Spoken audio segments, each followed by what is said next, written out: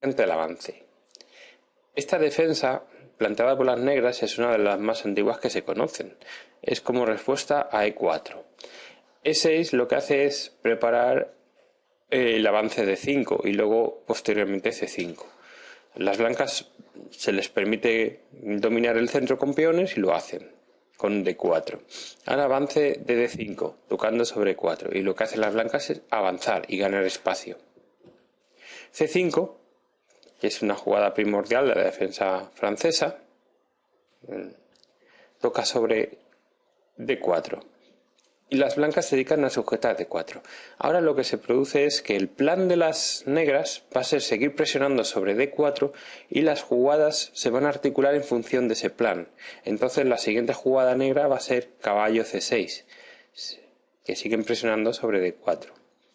Luego caballo F3, desarrollo del caballo blanco a la vez que sujetan su peón de D4. Y hacen una jugada muy importante también las negras, de doble propósito. Dama B6, que lo que hace es seguir presionando sobre D4 y tocar el punto B2. Al tocar el punto B2, el alfil blanco de C1 tiene que seguir en esa posición sujetando ese punto. Y las blancas hacen A3. Ahora mismo está sujeto el punto D4, no pueden comérselo las negras porque tienen caballo, peón y dama, 3 piezas, mientras que las blancas sujetan también con 3 piezas ese punto.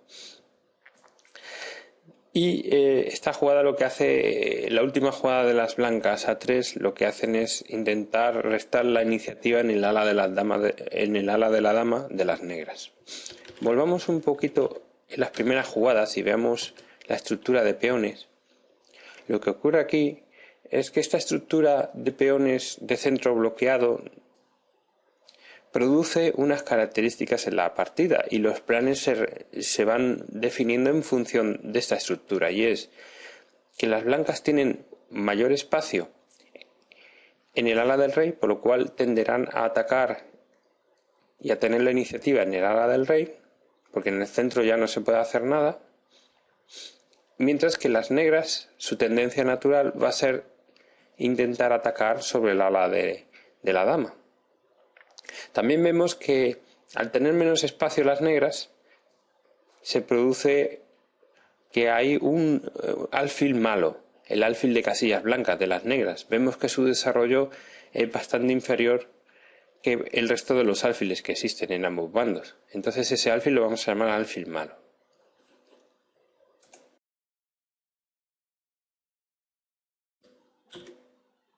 Con idea de ilustrar la variante del avance de la defensa francesa, vamos a ver en el siglo XVII una partida que se jugó entre Greco y un jugador desconocido, no se ha guardado su registro, donde se ven las ideas fundamentales.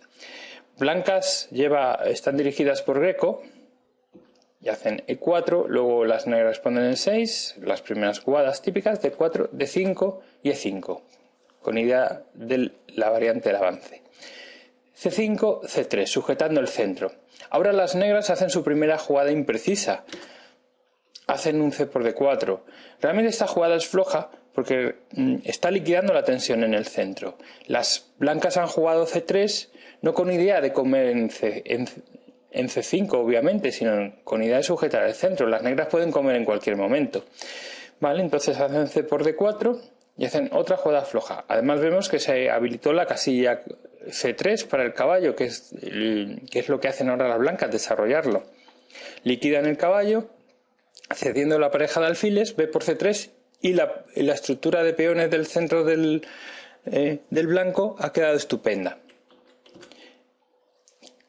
Caballo C6 de las negras, alfil D3. El alfil en esta posición es ideal en la defensa francesa porque está barriendo un montón de casillas. Blanca está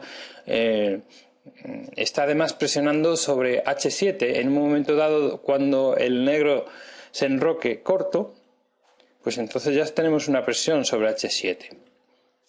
Caballo G7 y F4. F4 con idea de preparar una ruptura en F5. No obstante, hoy en día es mejor jugar dama G4 con idea de hacer una presión sobre el ala del rey. Vemos que está tocando en G7 y ante un eventual enroque del negro pues tenemos alfil H6, por ejemplo, aunque se pueden proteger por ahora con un caballo G6 las negras. Pero volvamos a la partida. Hacen F4 y las negras quieren crear algo de contrajuego en el ala del rey. Caballo F3 de las blancas, se enrocan primero y hacen una jugada muy inteligente las blancas, G4.